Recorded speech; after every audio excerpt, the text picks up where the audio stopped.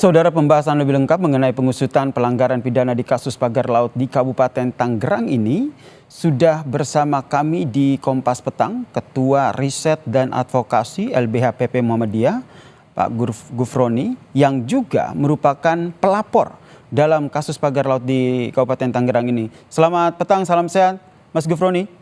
Ya, selamat sore, Mas.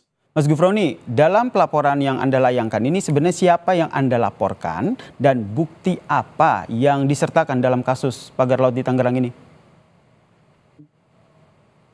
Ya, jadi ini kan sebenarnya laporan kita atau pengaduan kita ini kan sudah cukup lama ya, tanggal 17 Januari 2025, dan sekarang kan sudah memasuki babak baru. Nah, dari 7 nama yang kita adukan kan salah satunya adalah Kepala Desa Kohod ya, Bapak Arsin, yang memang kami yakini terlibat ya dalam soal pemagaran laut.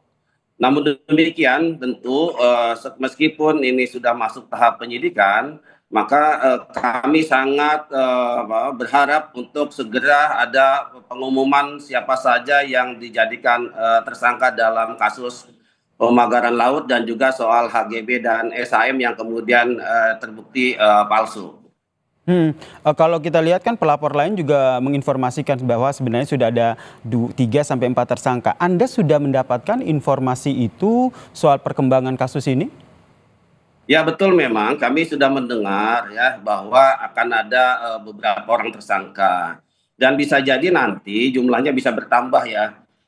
Namun demikian kita menunggu saja dulu dari pihak penyidik Barreskrim Polri, karena sepertinya yang sedang diusut ini kan untuk Desa Kohod ya. Kita belum mendengar apakah 16 desa juga termasuk yang masuk dalam tahap penyidikan ini, karena sebagaimana yang sudah beredar bahwa 16 kepala desa juga diduga terlibat dalam pemalsuan dokumen ya, terkait dengan adanya girik-girik palsu untuk dijadikan atau untuk bisa diterbitkan sertifikat di BPN Kabupaten Tangerang. Tadi Anda bilang sudah mendengar informasi soal ada 3 atau 4 nama tersangka begitu. Ini jumlahnya saja atau Anda sendiri sudah mendapatkan informasi siapa sebenarnya tersangka?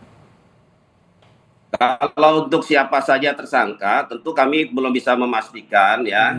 Tapi yang pasti bahwa untuk tersangka awal mungkin ya kita bisa sebut misalnya Kepala Desa Kohod, karena secara terang benderang memang terlibat dalam terbitnya HGB dan SHM palsu ini.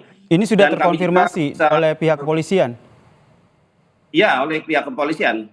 Oh baik, berarti menurut Anda informasi yang Anda dapatkan dari polisi ini salah satu tersangkanya yang nantinya akan diumumkan adalah Kepala Desa Kohod ini ya? Ya betul, jadi kita punya keyakinan bahwa Kepala Desa Kohod ini yang nanti akan bisa ditetapkan sebagai tersangka untuk tahap awal ya. Karena ini kan melibatkan banyak pihak, puluhan orang dari 16 kepala desa, oknum BPN, kemudian dari pengacara yang mengurus terkait dengan permohonan penerbitan ini. Jadi artinya banyak pihak dalam kasus ini yang bisa dijerat sebagai tersangka. Banyak pihak kemudian sudah diperiksa Kepala Desa Kohod. Menurut Anda siapa lagi yang harus Anda dorong pihak dari polisi untuk diperiksa? Ya, termasuk yang sudah disampaikan oleh Pak Menteri Nusron bahwa ada 6 ya atau 7 pejabat BPN yang sudah dipecat.